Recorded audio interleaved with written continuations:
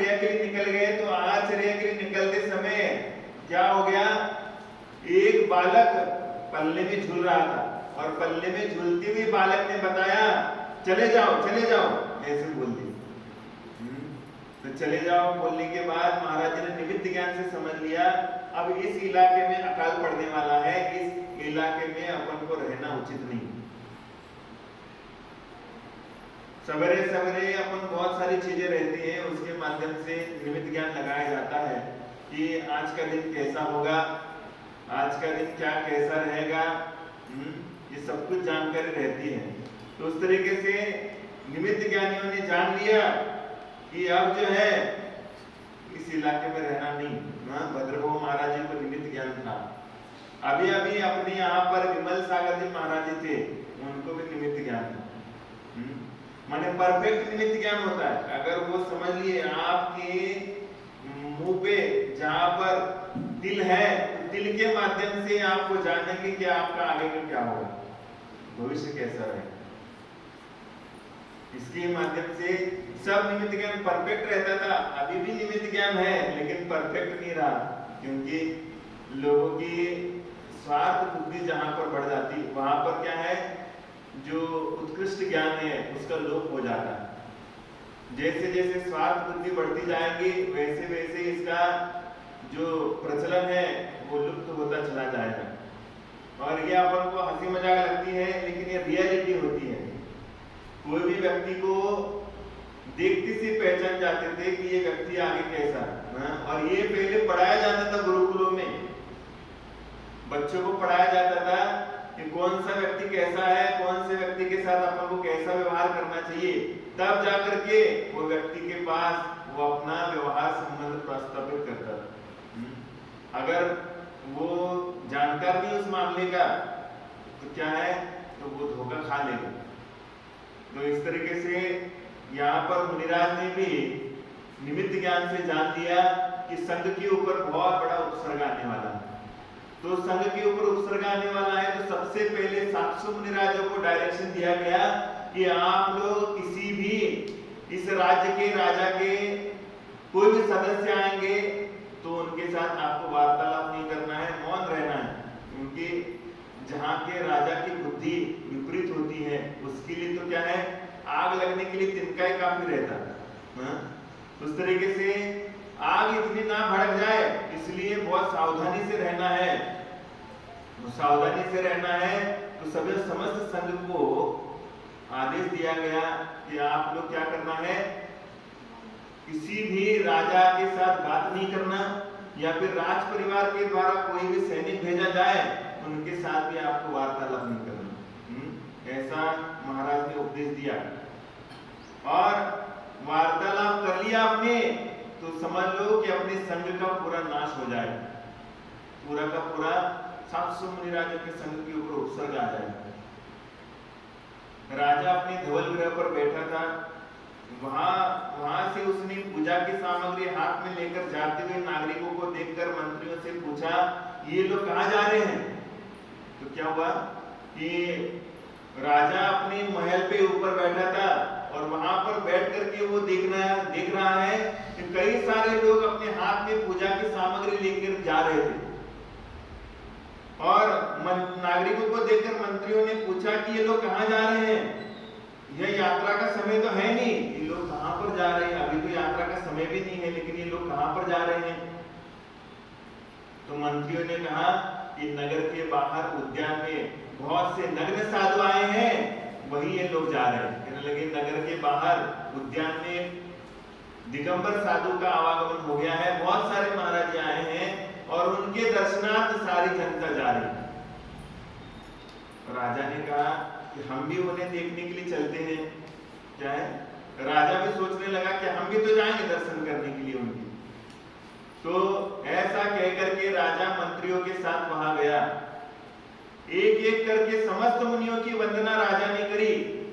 700 मुनिराज बैठे थे, एक दो नहीं 700 मुनिराज हैं। तो राजा ने सबकी वंदना करी एक एक की, और एक एक कर समस्त मुनियों की वंदना राजा ने की, परंतु किसी ने भी आशीर्वाद नहीं दिया ना।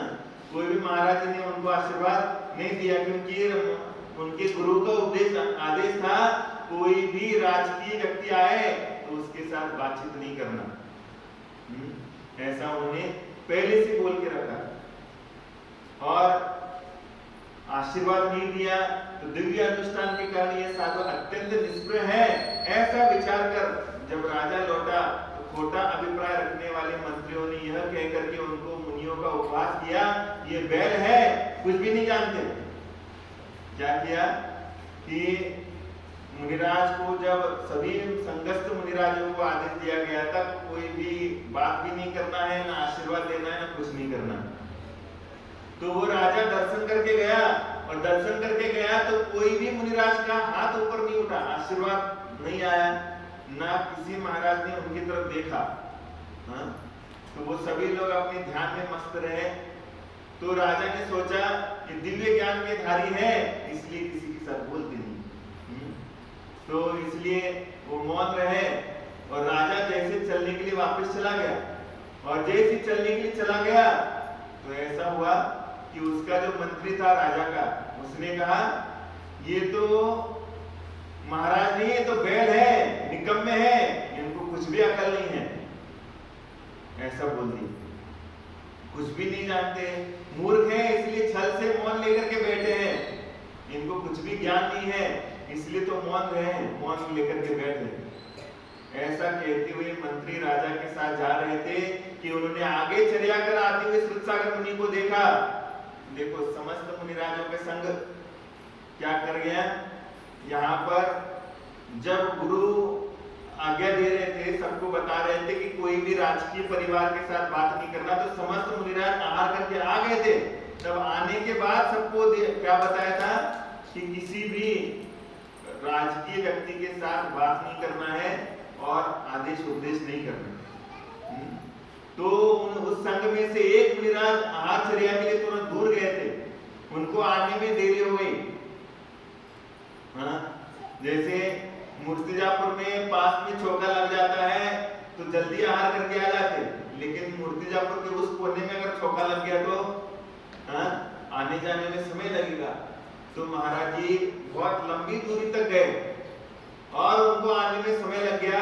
बाकी सारे महाराज जी आहारचर्या करके तो लौट के आए क्योंकि पास पास में गए थे, लेकिन वो मुनिराज दूर गए थे क्योंकि 700 मुनिराज और ऊपर से पूरे के पूरे गांव में चौका लगता था। पहले के लोग शुद्धि का भोजन करते थे, हर घर में शुद्धि का भोजन होता था और हर व्यक्ति शुद्धि का ही भोजन करके अपने जीवन को बिताता था।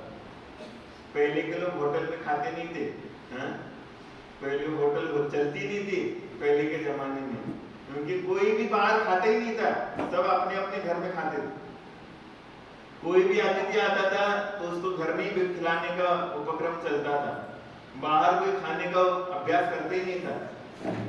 और इस तरीके से महाराज जी आहारचर्या के लिए बहुत लंबी दूरी पे गए थे और जब चर्या करके आते हुए श्रुतसागर मुनिराज उनको देख गए। किसको? वो मंत्रियों को। जो मंत्री और राजा जा रहे थे तो राजा और मंत्री को आते हुए एक मुनिराज दिख गए और उन मुनिराज को मालूम नहीं था कि अपने गुरु ने क्या आज्ञा दी है, क्योंकि वो उस समय नहीं थे, तो उनको कुछ नहीं मालूम था। और श्रुतसागर मुनि को देखा, देख करके कहा यह तरुण बैल पेट भर करके आ रहा है। महाराज जी की तरफ देख करके क्या बोला, ये देखो ये जवान बैल है, वो पेट भर करके आ रहा है, खा करके आ रहा है, ऐसा बोल लिया। तो ऐसा बोल लिया, यह सुन करके मुनिराज ने राजा के मंत्रियों से शास्त्रार्थ कर दिया। कहने लगे ये बैल है तो बैल के सामने आने वाले भी कौन है, वो भी बैल होते हैं। ऐसा करके युक्तिवाद चालू हुआ और युक्तिवाद चालू होने के बाद मुनिराज के साथ उन मंत्रियों का शास्त्रार्थ हुआ। शास्त्रार्थ हुआ तो क्या है, सभी लोग बढ़ चढ़ करके मुनिराज ने उनके सवाल का जवाब दिया। जितने भी सवाल पूछे उन्होंने उसका सटीक जवाब मुनिराज ने दे दिया। और जब सटीक जवाब मिल गया तो वो हार गया। जो राजा के जो मंत्री है वो मंत्री शास्त्रार्थ में हार गए, क्योंकि पहले ब्राह्मण लोगों को अच्छे स्थान पे माने मंत्रियों के स्थान पे रख दिया जाता, तो उनको ये सब कुछ उन्होंने अपने शास्त्रार्थ के माध्यम से पूछा। तो पूछने के बाद उन्होंने उन मुनिराज के प्रश्नों का जवाब सुन करके क्या हो गए, हक्के बक्के रह गए हैं। सभी लोग एक दूसरे का मुंह ताकने लग गए और शास्त्रार्थ करके उनको हरा दिया। और हराने के बाद वापिस आकर के मुनि ने यह सब समाचार अकंपनाचार्य से कहा। जब शास्त्रार्थ हो गया तो शास्त्रार्थ होने के बाद सारी की सारी जो जनता है वो उस मंत्री के ऊपर हंसना चालू कर देती है।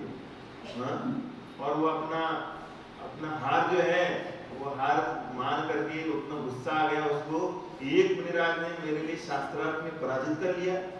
ये सुन करके उसको बहुत ही शर्मिंदगी महसूस हुई, अपने आप को वो अपमानित महसूस करने लगा। और वो मुनिराज शास्त्रार्थ करने के बाद वापस अपने संघ में आए और संघ में आने के बाद अपने गुरु को सारी हकीकत बता देते हैं कि ऐसे ऐसे हुआ कि रास्ते में मेरे लिए एक मंत्री जी मिले, उन्होंने मेरे लिए सवाल पूछे। सवाल पूछने के बाद मैंने उनका जवाब देना चालू कर दिया, और वो शास्त्रार्थ करने के बाद शास्त्र के अंत में क्या हो गया, उनके पास कोई जवाब नहीं बचा तो क्या हो गया, वो हार गए। ऐसा मुनिराज ने अपने गुरु को बताया, कंपनाचार्य को बताया। अब कंपनाचार्य ने कहा कि तुमने समस्त संघ को मरवा दिया। कहने लगे तुमने समस्त संघ के साथ क्या कर दिया, बहुत बड़ा उपसर्ग लाने का कार्य कर दिया। देखो, मूर्ख से मूर्ख मिले, ज्ञानी से ज्ञानी मिले, दो दो बातें होए। ज्ञानी से ज्ञानी मिले, दो दो बातें होए। मूर्ख से मूर्ख मिले, दो दो लाते हुए। मूर्ख से मूर्ख हुए मिले, दो दो लाते हुए। जो मूर्ख व्यक्ति है, मूर्खों के लिए उपदेश किया जाएगा क्या? कोई तो उपदेश नहीं किया जाए, क्योंकि जो अपनी मूर्ख बुद्धि नहीं छोड़ पाता है उसके लिए उपदेश नहीं। लेकिन जो अपनी मूर्ख बुद्धि को छोड़ना चाहता है उसके लिए तो उपदेश जरूर होता है। इसलिए जो समझदार व्यक्ति होता है उसको तो अपन समझा सकते हैं, लेकिन जो नींद का नाटक कर रहा है, उठ तो गया है लेकिन उठने के बाद भी चद्दर लेकर के सो गया, तो क्या उसको उठा सकते हो? नहीं उठा सकते। वो तो नाटक कर रहा है, वो तो उठ गया है लेकिन उठने के बावजूद भी सही क्या गलत क्या ये जानने की उसकी पराकाष्ठा नहीं कर रहा है, तो उसको कौन समझा सकता है? तो उन्होंने कहा कि आपने शास्त्रार्थ करके बहुत बड़ा क्या कर लिया, बहुत बड़ा कदम उठा लिया आपने, जिसका क्या है कोई तोड़ नहीं है। जब ऐसा बोला तो कहने लगे यदि शास्त्र और क्या कहना, तुमने अपने संघ के ऊपर उपसर्ग लाया है तो संघ का उपसर्ग अब तुम्हें ही दूर करना पड़ेगा। कहने लगे तुम जहां पर शास्त्रार्थ कर रहे थे उसी जगह पर तुम्हें जाकर के रात्रि भर खड़े रहना है, ये शिक्षा है तुम्हारे, क्योंकि बोलना नहीं चाहिए। इसलिए समझदार व्यक्ति को समझदारी से बात करनी चाहिए, किसी भी व्यक्ति के साथ कोई भी बात नहीं करना चाहिए। अगर कोई भी व्यक्ति के साथ कुछ भी बात करेंगे तो विवाद बढ़ जाता, और विवाद बढ़ने के बाद एक की गलती दूसरे के माथे पे आ जाती, कुछ भी हो जाता है तो क्या हिंसा का तांडव मच जाता है, ये सब गलतियां हो जाती है। इसलिए अपन को बहुत ही विवेक के साथ बातचीत करना चाहिए, और क्योंकि विवेक सबके पास नहीं होता, विवेक सबके पास नहीं होता तो क्या हो जाता है, जब विवेक नहीं होता है तो यहाँ पर उधम होना चालू हो जाता है। तो अकंपनाचार्य महाराज ने कहा कि आपकी गलती के कारण पूरे के पूरे संघ के ऊपर उपसर्ग आने वाला है, इसलिए आपकी ये सजा है कि जिस जगह पर शास्त्रार्थ हुआ है उसी जगह पर आपको खड़े होकर के कायोत्सर्ग करना। क्या करना है? खड़े होकर कायोत्सर्ग करना। तो वहां पर जाकर के अकेले खड़े रहते हो तो संघ जीवित रह सकता है और तुम्हारे अपराध की शुद्धि हो सकती है। कहने लगे आपने संघ के ऊपर बहुत बड़ा उपसर्ग लाया, लेकिन आप अकेले जाकर के उस जगह पर खड़े रहो, और खड़े रहने के बाद क्या है, आपके ही कारण हमारे संघ का उपसर्ग दूर हो सकता है और तुम्हारी भी शुद्धि हो सकती है। तदनंतर श्रुतसागर मुनि वहां जाकर के कायोत्सर्ग से स्थित हो गए। उन्होंने गुरु आज्ञा शिरोधारी माना और उन्होंने अकेले गए वन में, और वन में अकेले जाकर के जहां पर शास्त्रार्थ हुआ था उस शास्त्रार्थ होने वाली जगह पर जाकर के वो खड़े रहेंगे कायोत्सर्ग मुद्रा में, और कायोत्सर्ग मुद्रा में खड़े रहे। तो तदनंतर श्रुतसागर मुनि वहां जाकर के कायोत्सर्ग से स्थित हो गए। अत्यंत लज्जित और क्रोध से भरे हुए मंत्री रात्रि में समस्त संघ को मारने के लिए जा रहे थे, और उस मंत्री ने अपने अपमान का बदला चुकाना चाहा था, क्योंकि वो समझदार होते नहीं है, मूर्ख लोग, इसलिए उनके साथ कम बात होती है। जो समझदार व्यक्ति होता है उसके साथ बातें ज्यादा होती है। तो उसने उसको सही ज्ञान बताने के बाद भी उसने समझ लिया कि मुनियों ने मेरा अपमान किया। हालांकि उसको सिद्धांत की बातें बताई गई कि ये सही है वो गलत है, लेकिन उसने समझ लिया मेरा अपमान हो गया और अपमान का बदला मैं इनसे जरूर लूंगा। ऐसा सोच करके क्या कर लिया, उन्होंने रात में तलवार लेकर के कहने लगा अब मुनियों को छोड़ूंगा नहीं। ऐसा करके उनको मारने के लिए चला गया। और जैसे रात में समस्त संघ को मारने के लिए जा रहे थे, उन्होंने कायोत्सर्ग से खड़े हुए उन मुनि को देख करके विचार किया, जिसने हम लोगों को पराभव किया वही मारने के योग्य है। क्या हो गया, सारे मुनिराजों को मारने के लिए जा रहा था रात में, लेकिन अब जिस रास्ते में जा रहे थे उसी रास्ते के बीच में ये श्रुतसागर मुनिराज जिनके साथ इनका क्या हो गया था, शास्त्रार्थ हुआ था, वही खड़े दिखे उनको रास्ते में। तो कहने लगे अब तो क्या पर यहाँ पर तो क्या मिल गया, अब तो ये शिकार खुद आकर के शिकारी के गले में मिल गया। तो कहने लगे इसी के साथ अपना शास्त्र, इसी को मारना मेरे को, बाकी को तो मारने से क्या मतलब।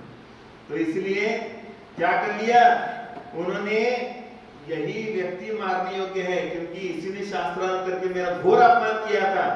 ऐसा करके ऐसा विचार कर चारों मंत्रियों ने मुनि को मारने के लिए एक साथ तलवार उठाई। क्या करते, एक साथ चारों मंत्रियों ने तलवार ऊपर उठाई, और चारों मुनिराजों ने, चारों मंत्रियों ने जब तलवार उठाई, मुनिराज तो ध्यान में थे, ध्यान में थे, तो अपने ध्यान मग्न मुद्रा में खड़े हैं, उनको कोई भी प्रतिसाद, रिप्लाई, रिएक्शन कुछ भी नहीं। महाराज जी बस खड़े हैं, वो तलवार चारों लेकर के तलवार लेकर के मारने के लिए आए, और जैसे तलवार लेकर के मारने के लिए आए, और उसी समय वहां का जो वन देवता था, जो रक्षक होते हैं वनों के, उस वन के रक्षक देवता का आसन कंपायमान हुआ, और वहां के नगर देवता का आसन कंपायमान हुआ, और वो वहां आ गया और आते ही सारे चारों को, चारों मंत्रियों को पीड़ित कर दिया। क्या कर दिया, पीड़ित कर दिया।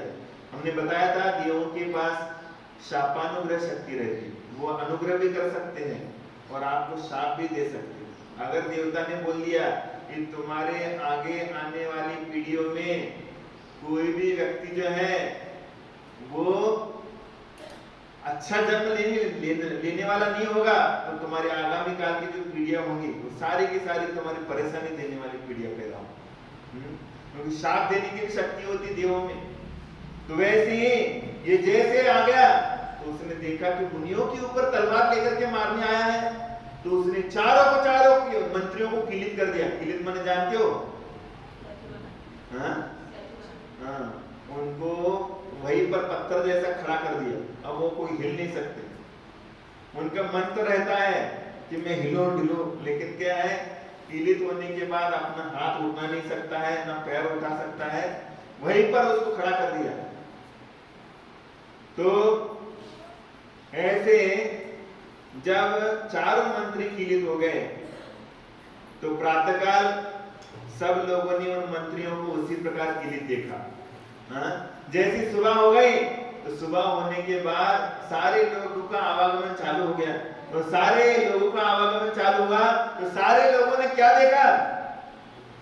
सारे लोग देख रहे हैं, मुनिराज तो अपनी ध्यान मग्न मुद्रा में खड़े हैं, लेकिन चार मंत्री क्या कर रहे हैं? उनके ऊपर तलवार लेकर के मार रहे हैं। ऐसी अवस्था में किलित कर दिया सारे लोगों ने। तो सारे लोग देख रहे हैं कि चारों मंत्रियों ने मुनियों को मारने के लिए एक साथ खड़ग ऊपर उठाए, परंतु मंत्रियों की इस प्रातःकाल मंत्रियों की इस प्रकार के कार्य को सभी ने देखा।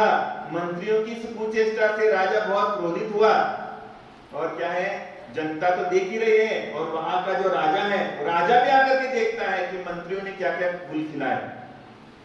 परंतु ये मंत्री वंश परंपरा से चले आ रहे हैं, ये विचार कर उन्हें मारा तो नहीं, सिर्फ गर्दबारोहण आदि करा करके निकाल दिया। क्या कर दिया कि उनके राज परिवार से ही, मैंने खानदानी, मैंने पिता के बच्चे, बच्चे के बच्चे, ऐसा करके क्या है, वो मंत्री बनते हुए आए हैं, इसलिए उनको मारा नहीं, फांसी की सजा नहीं सुनाई, लेकिन उनको गधे के ऊपर बिठा करके उन मंत्रियों को क्या कर दिया? गधे के ऊपर बिठा दिया, और गधे के ऊपर बिठा करके पूरे नगर का भ्रमण करा दिया, और नगर भ्रमण करा करके नगर के बाहर निकलवा दिया चारों मंत्रियों को। और तदनंतर कुरुजांगल देश के हस्तिनापुर नगर में राजा महापद्म राज्य करते थे।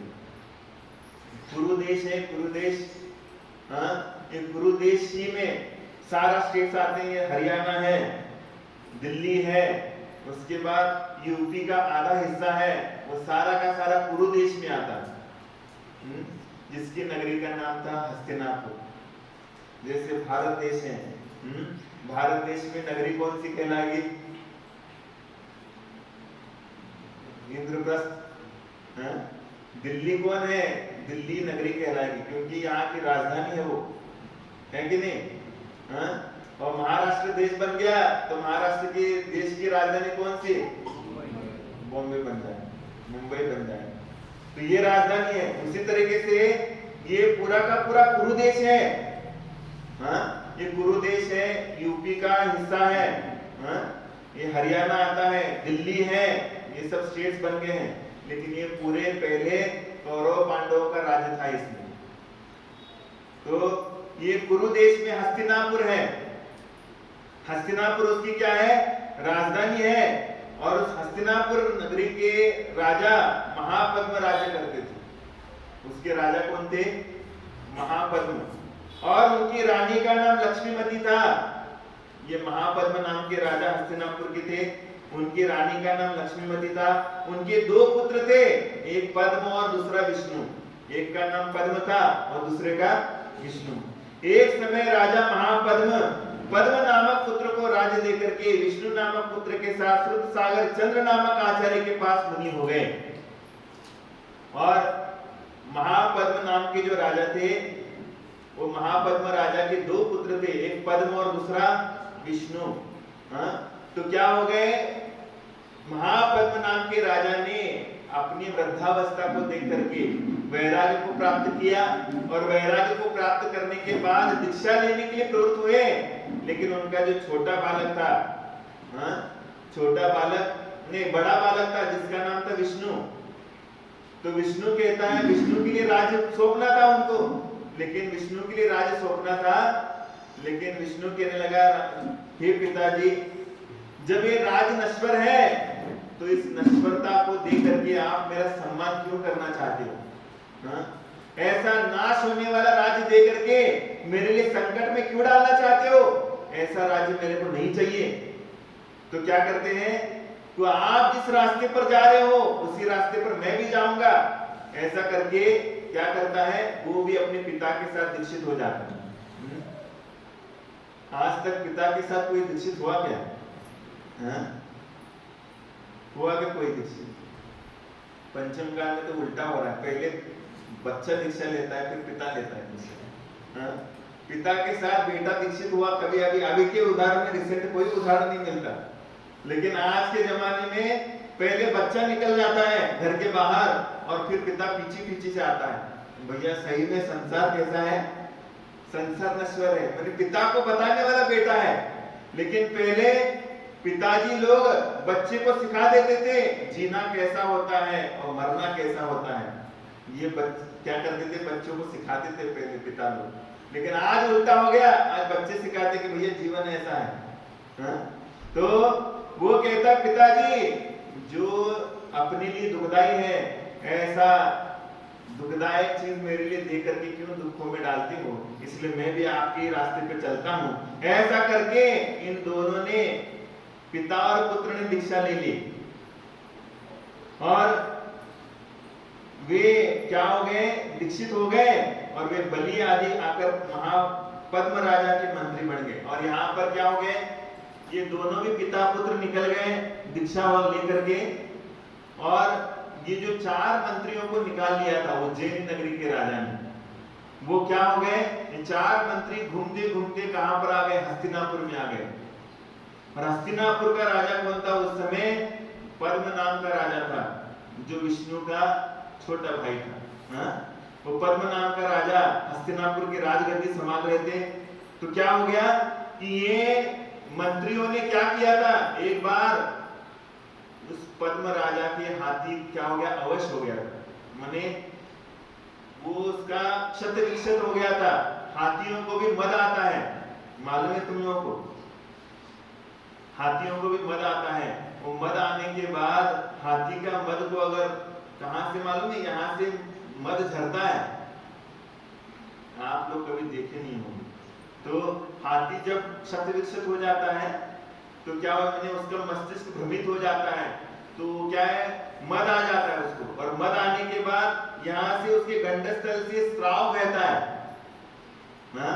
और स्राव आता है, और उसको अगर ठीक करना है तो बराबर क्या करना चाहिए, मुष्टि के प्रहार से उसको मारना पड़ता है। हाँ? और जो मुष्टि के प्रहार से हाथी को मारेगा उसके बाद उसकी अकल ठिकाने आती है। तो वो क्या हो गया, वो राजा का जो हाथी था वो क्या हो गया, वो मदमस्त हो गया, सारी प्रजा का तांडव मचाने लगा, जो भी सामने आता था उसको सब तहस नहस करके छोड़ देता।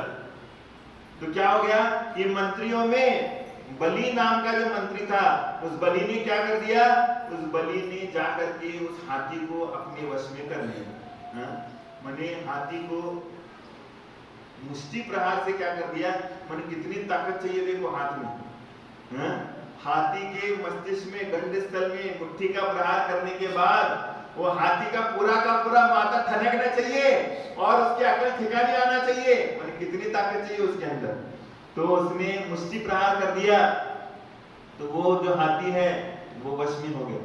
और हाथी वश में हो जाने के बाद क्या कर दिया, वो हाथी के ऊपर बैठ करके राजमहल में गया। तो राजमहल में जाने के बाद वो पद्म राजा ने उसका सम्मान किया।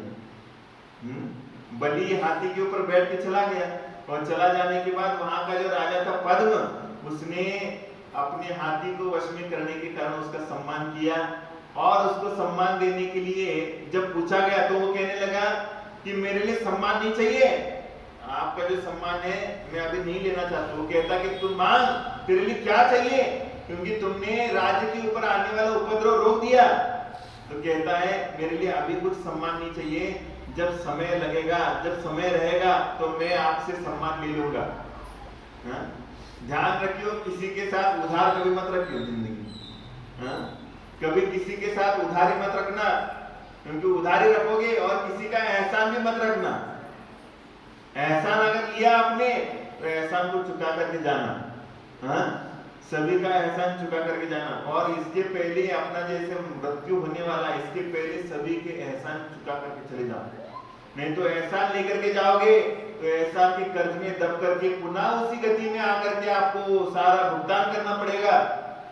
तो जब पद्म राजा ने उसके लिए सम्मान देने की बात करी, उसका क्या करना चाहिए, सम्मान करना चाहा, तो उसने कहा मैं उचित समय पे ये सम्मान ग्रहण करूंगा, आप अपने पास ही रखिए, ऐसा कह दिया। तो कहने के बाद उसने भी अपने पास रखा और उन चारों के चारों भाइयों को अपना मंत्री पद दे दिया, क्या अपने राज्य का मंत्री बना दिया इन लोगों को। और उसी समय कुंभपुर के दुर्ग में राजा सिंहबल रहता था। वह अपने दुर्ग के बल से राजा पद्म के देश में उपद्रव करता था।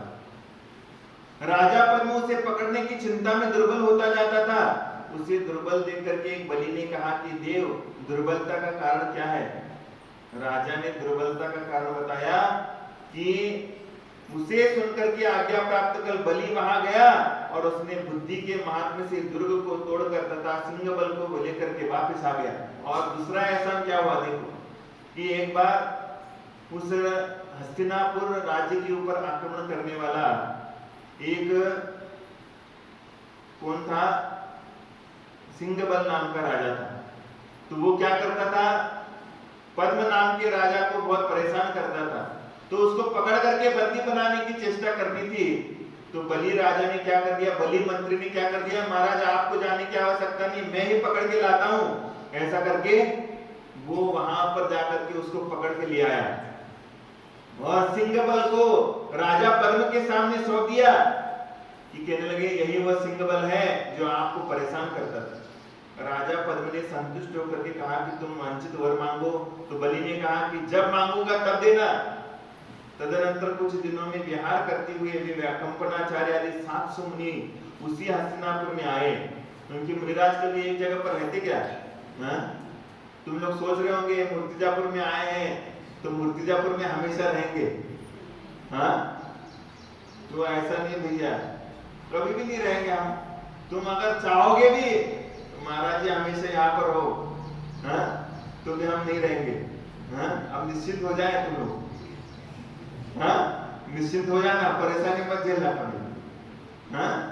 तो मुनिराज क्या करते हैं, विहार करते करते जाते, क्या पता कहां पर जाएंगे। आज यहाँ पर है, कल कौन से स्टेट में जाकर के बैठ जाएंगे, कौन से राज्य में जाकर के विहार हो जाएगा चालू। तो महाराज वहां से उज्जैन नगरी से आकर के कहां पर पहुंच गए, हस्तिनापुर में जाकर के पहुंच गए। तो वहां पर ये 700 मुनिराजों का संघ पहुंच गया, कंपनाचार्य आदि 700 मुनिराजों का। और 700 मुनिराज आए और आते ही नगर में हलचल मच गई। बलि आदि मंत्रियों ने उन्हें पहचान कर लिया कि ये राजा इनका भक्त है। कहने लगे वहां का राजा तो जैन था, इनकी पद्म राजा जो था जैन था, इसलिए कहने लगा ये राजा जो है वो जैन है और वो मुनियों का भक्त है, तो मैं इनका बदला नहीं ले चुका पाऊंगा, इनसे बदला नहीं ले सकूंगा। तो बलि आदि मंत्रियों ने पहचान कर लिया राजा इनका भक्त है। इस भय से उन्होंने मुनियों को मारने के लिए राजा पद्म से अपना पहले का वर मांगा। कहने लगा ये मुनिराज आए तो इनको अब नहीं जाएंगे, पिछली बार तो छूट गए थे, अब इस बार तो छोड़ेंगे नहीं इनको। तो क्या कर दिया, उनको उस राजा से अपना वर रहा था, मैंने उसने कुछ देने की बात करी थी, तो वर अभी भी उसके पास था साबुत। तो कहने लगे अब हे राजन, अब हमारे लिए आप वर देने की कृपा करें। तो वर देने की कृपा करे, तो क्या वर देना है, मांगो तुम क्या चाहते हो। तो राजा पद्म के लिए कहते हैं हमारे लिए 7 दिन का अपना राज्य दे दो। क्या कर रहे हो, ये पूरा का पूरा राज्य जो है वो कितने दिन के लिए दो, और तुम जाकर के चुपचाप बैठे हो। 7 दिन का राजा बनाओ और 7 दिन के लिए हमें पूरा का पूरा राज्य दे दो। तो इस तरीके से कहने के बाद पहले के लोग क्षत्रिय होते थे, वचन के पक्के होते थे, उन्हें 7 दिन का राज्य उनको दे दिया। और 7 दिन का राज्य देने के बाद तदनंतर राजा पद्म ने उन्हें 7 दिन का राज्य देकर अंतपुर में चला गया, अपने रानी महल में चला गया। इधर बलि ने आतापन गिरी पर कायोत्सर्ग से खड़े हुई मुनिराज को बाड़ी से वेष्टित कर मंडप बना दिया और यज्ञ करना शुरू कर दिया। क्या कर दिया, इन मुनिराज, जब वो राजा तो बन गया, बलि राजा हो गया और 7 दिन का राजा बन गया, तो उसने क्या कर दिया, 700 मुनिराजों के बाजू में बाढ़ लगा दी पूरी। बाढ़ जानते हो तुम लोग? मैं नहीं जानती, यहाँ क्या बोलते हैं बाढ़ में वो जो लगाते हैं,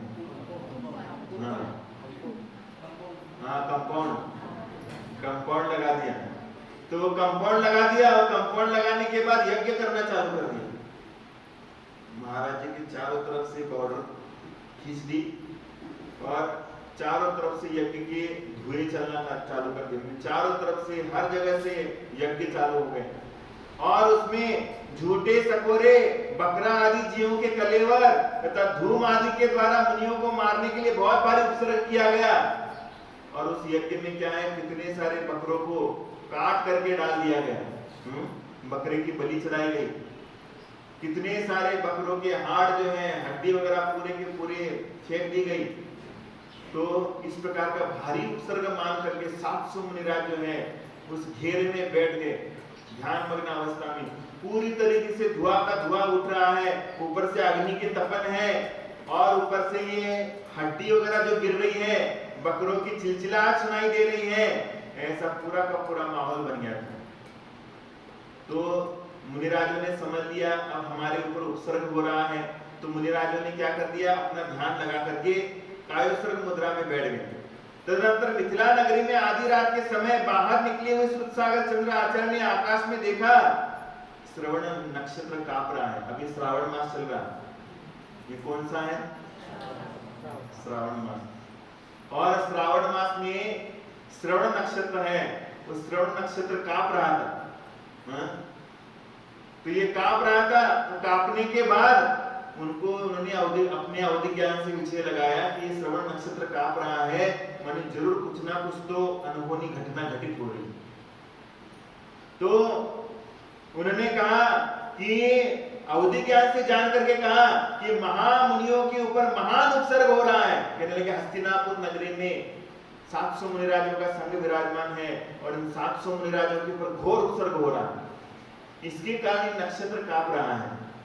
तो यह सुनकर के पुष्पधर नामक विद्याधर शुल्लक ने पूछा कि कहां किन पर उपसर्ग हो रहा है। उन्होंने कहा हस्तिनापुर में अकंपनाचार्य 700 मुनियों के ऊपर उपसर्ग हो रहा है। तो उन्होंने पूछा ये उपसर्ग कैसे नष्ट हो सकता है, उपसर्ग कैसे दूर होगा। तो उन्होंने कहा हस्तिनापुर उपसर्ग कैसे हो रहा है। तो उन्होंने कहा हस्तिनापुर में ऐसा शुल्लक द्वारा पूछने पर कहा कि धरणी भूषण पर्वत पर विक्रिया रिद्धि के धारक विष्णु कुमार मुनि स्थित हैं, वे ही इस उपसर्ग को दूर कर सकते हैं। कहने लगे इस उपसर्ग को दूर करने की क्षमता किसके अंदर है, विष्णु कुमार मुनिराज के अंदर है, क्योंकि उनके पास रिद्धि है, विक्रिया रिद्धि है।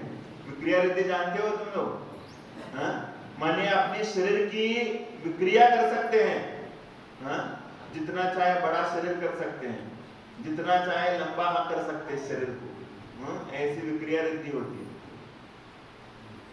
तो ऐसी रिद्धि प्राप्त हुई थी विष्णु कुमार मुनि को, लेकिन उनको मालूम नहीं थी मेरे को रिद्धि प्राप्त है। मुनिराजों के चरणों में हजारों विद्याएं रहती हैं, आकर के बैठ जाती हैं, लेकिन मुनिराजों का ध्यान उसकी तरफ नहीं रहता। हजारों विद्याएं रहती है कि वो हाथ जोड़ करके खड़ी रहती है, बैठी रहती हैं कि हमें कुछ आज्ञा दे दो, लेकिन मुनिराज उसको ग्रहण नहीं करते। एक बार आचार्य श्री का ऐसा संस्मरण सुनने को मिला। एक बार बहुत बड़ा मांत्रिक क्या हो गया, आचार्य श्री के पास आया और वो जैसे ही क्या कर रहा था, रूम में प्रवेश कर रहा था, तो रूम में प्रवेश करते समय उसको देखा कि कितनी हजारों विद्याएं आकर के बैठी चरणों में, और वो हाथ जोड़ करके खड़ी है, उनकी तरफ देख रही है, लेकिन वो देख ही नहीं रहे उसकी तरफ। वो विद्याएं कह रही है हमें आज्ञा दे दो, लेकिन वो मुनिराज उसकी तरफ देख नहीं रहे।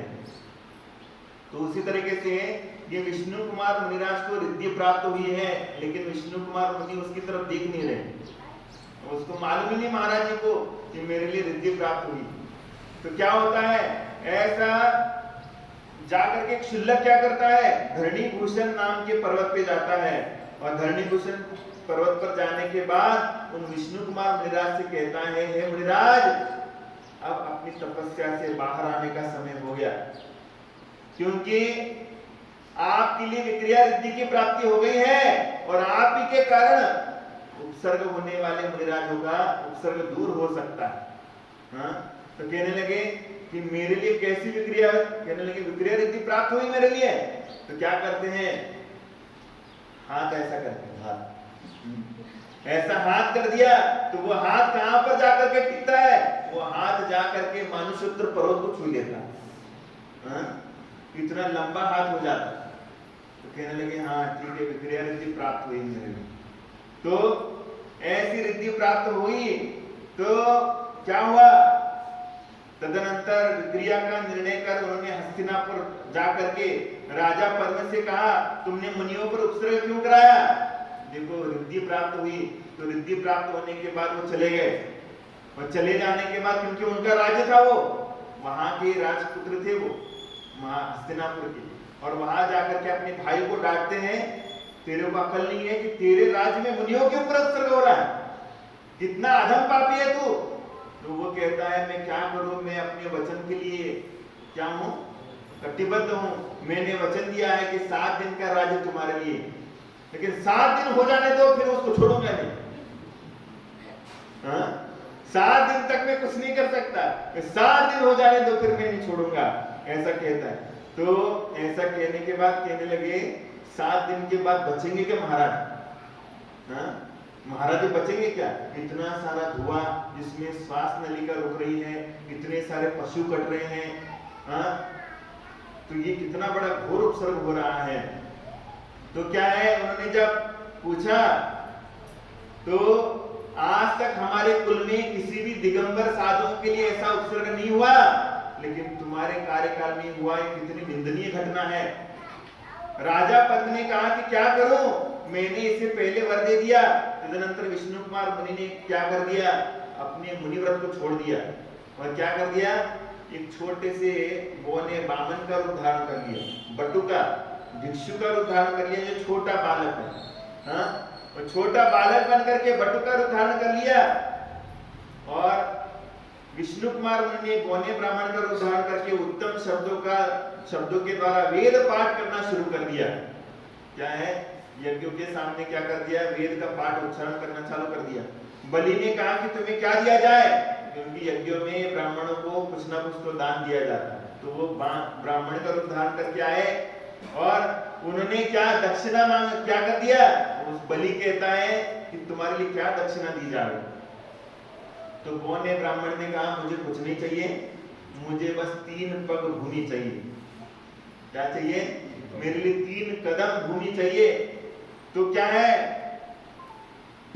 वो बलि राजा हंसने लगा, कहने लगा इतने छोटे से हो तुम, और छोटी सी अवस्था में तुम 3 पग भूमि मांग रहे हो, तो 3 पग भूमि में तुम्हारा क्या होने वाला है, तो वो हंसने लगा, और पगले ब्राह्मण देने को बहुत है, और कुछ मांग, कहने लगे पागल कहेंगे, 3 कदम भूमि मांग रहा है, और कुछ अच्छा मांग ले।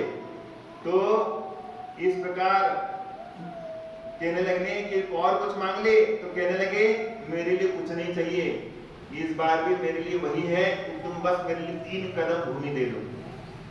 तो ऐसा बोलने के बाद उसने संकल्प पूर्वक उस ब्राह्मण के हाथ के ऊपर जल सिंचित कर दिया कि तुम्हारे लिए 3 कदम भूमि दी जाती, और ऐसा दी गई। तब उन्होंने अपना रूप बड़ा कर दिया, विक्रिया रिद्धि के माध्यम से अपना रूप बड़ा कर दिया, इतना बड़ा कर दिया कि सुमेरु पर्वत को भी लांघ करके सुमेरु पर्वत तक जाकर के क्या हो गई, उनकी ऊंचाई पहुंच गई। और उन्होंने फिर क्या कर दिया, एक कदम जो है, एक कदम